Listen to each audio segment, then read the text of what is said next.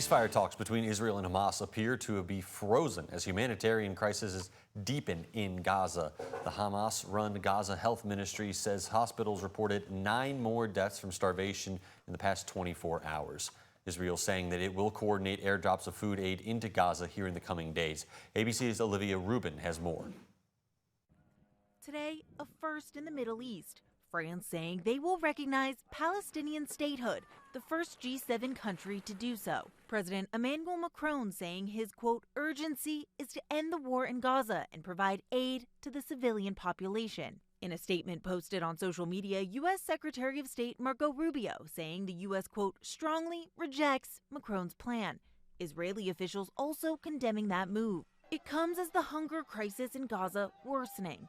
The Hamas-run health ministry saying 9 people have died of starvation there in the past 24 hours alone, bringing the total since the war began to 122, 83 of them children. This woman coming to a soup kitchen looking for food. She says finding food has become difficult, and when she leaves, her children faint at home.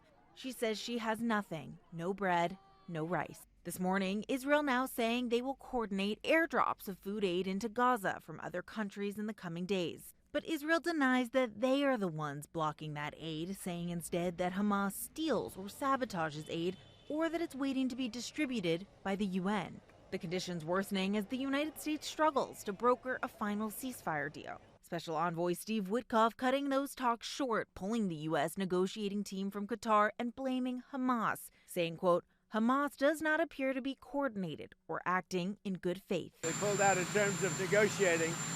It was too bad. Hamas didn't really want to make a deal.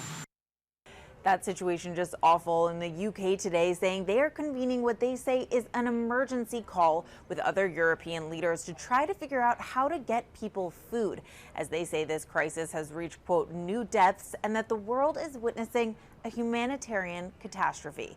Olivia Rubin, ABC News, New York.